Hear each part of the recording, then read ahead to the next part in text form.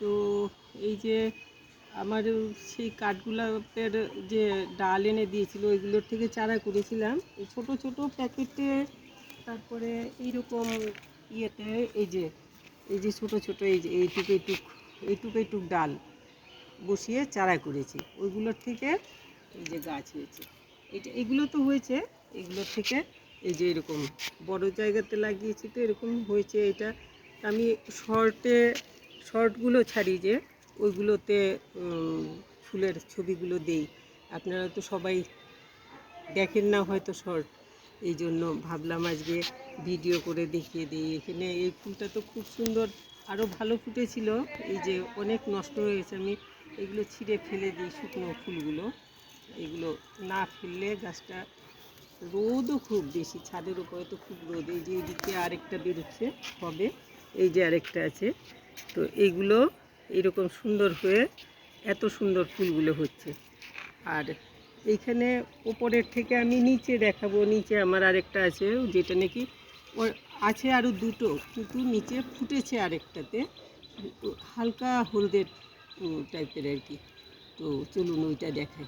আর এইরকম এখন এইটাকে আমি নাড়ছি না, আরও আছে ওইদিকে আরও চারা আছে, ওইগুলো তুলে বড় টবে লাগালে পরে তো গ্রোথটা তাড়াতাড়ি হয় আর কি।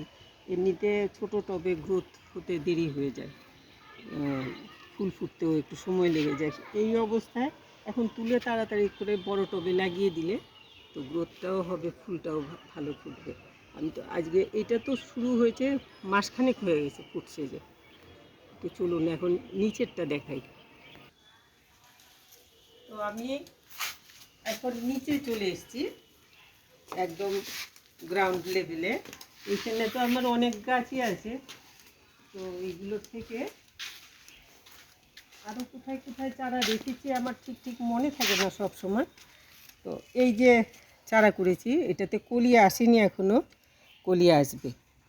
তো এইটা গাছটা ভালো হয়েছে, বোঝাই যাচ্ছে এক্ষুনি এক্ষুনি কলি চলে আসবে। এটার চেহারা দেখে মনে হচ্ছে। এই যে এতটুক ডাল লাগিয়েছি, এই যে কিছুই দেইনি, শুধুমাত্র একটুখানি পুরনো গোবর সার আর মাটি দিয়ে বসিয়েছি।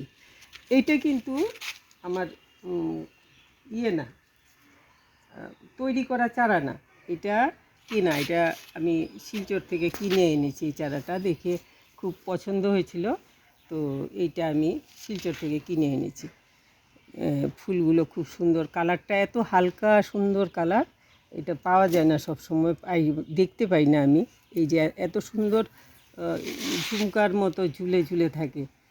তো এই গাছটা আমি চারাটাই এনেছিলাম।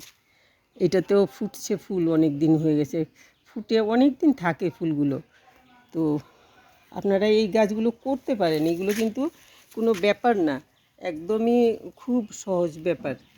ডাল এই তো ফুল ফোটা শেষ হয়ে গেলে আমি এই এতটুক করে এইটুকু এইটুকু করে ডাল কেটে কেটে এরকম কেটে কেটে গুজে রাখবো, তাতেই কিন্তু গাছ হয়ে যায়।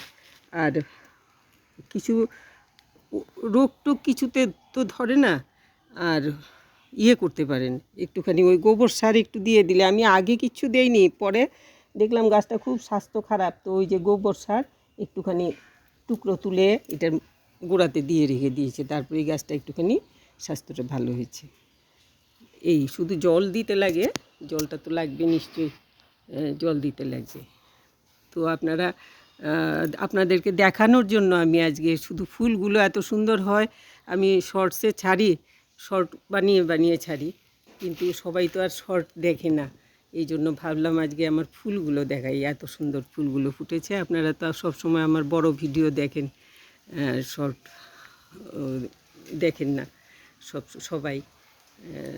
আমি চাই যে আমার শর্টগুলোও দেখুন আর বড় ভিডিওগুলোও দেখুন।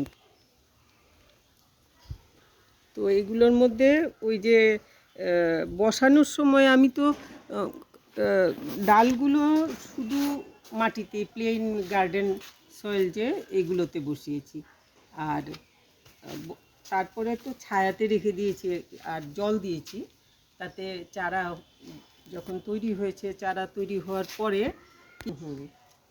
প্লেন গার্ডেন সয়েল দিয়ে তো বসালেন, তখন চারা বেরিয়ে চারা বেশ এইরকম এতটুকু বড় বড় হয়ে যাবে যখন সাইজ ধরুন এইরকম বড়, ওই যে ওপরে দেখিয়ে এসছি আমি এইরকম অবস্থা, এর আগেই তুলে টবে লাগিয়ে দিতে পারবেন, যে কোনো টবে হোক বা মাটিতে হোক লাগাতে পারবেন। কিন্তু তখন একটুখানি সার দিয়ে বসালে ভালো হবে, হয় গোবর সার বা ভার্মি কম্পোস্ট বা পাতা পচা সার দিয়ে, যে কোনো একটা দিয়ে 1/3 দিলে পরেই হবে, দিয়ে বসিয়ে দেবেন, তো গাছ সুন্দর হবে, তখন এরকম ফুল পাবেন। এত ভালো ফুল দেখলে পরে তো মনটা খুব ভালো হয়ে যায়। আমার তো গাছগুলোতে প্রথম এইরকম শুধু হয়ে রয়েছে, আর কিছু হচ্ছে না, খুব মনটা খারাপ ছিল। গত বছর কিছু ফুটেছিল, তো ওপরেরটা যে ফুটেছে ওইটা এইবার প্রথম ফুটলো, আর এটা তো কেনা গাছ ছিল, অল্প কিছু ফুটেছিল গতবার যখন নতুন আনার পরে, তো এইবার সুন্দর হয়ে থোকা থোকা হয়ে ফুটছে। আর পোকা বা রোগের কিছু প্রবলেম নেই। একটা পোকা আছে, কি বলে এগুলোকে, লেদা পোকা না কি বলে, ওই যে প্রজাপতি বা এরকম জাতীয় কোনো পোকাতে ডিম পেড়ে রাখে, তখন এরকম পাতাগুলো জোড়া লেগে থাকে, জোড়া লেগে থাকলে বুঝবেন যে এটা তো খুলে দেখবেন তলায় ভেতরে এরা ডিম পেড়ে রাখে, তখন এইগুলোতে এইরকম মাথাটার মধ্যে বিশেষ করে এরকম বন্ধ করে রাখে যখন, তখন এটা খুলে দেখে ওইটা ছাড়িয়ে দেবেন। ওইটা পোকা ডিমটা যখন পোকাতে তৈরি হয়ে যায়, এটার গ্রোথ হয়ে যখন পোকা হয়ে যায়, তখন এই পাতাগুলো, কচি পাতাগুলো, মাথাগুলো সব খেয়ে ফেলে, তাহলে পরে তো আর আমরা ফুল পাবো না। তো ওইটা ছাড়িয়ে এটাকে পরিষ্কার করে দেবেন, আর নইলে এমনিতে কোনো রোগ পোকা বা কোনো কিছু কোনো উপদ্রব নেই, শুধু জলটা দেবেন।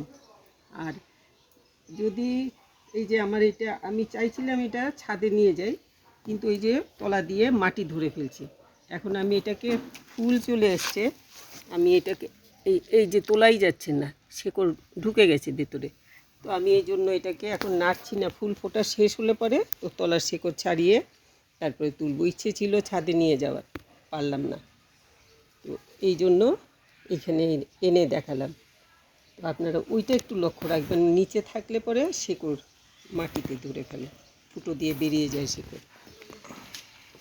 তো আমি আমার ফুল কেমন লাগলো বলবেন, কমেন্ট বক্সে লিখে জানাবেন কেমন লাগলো আপনাদের ফুল দেখে।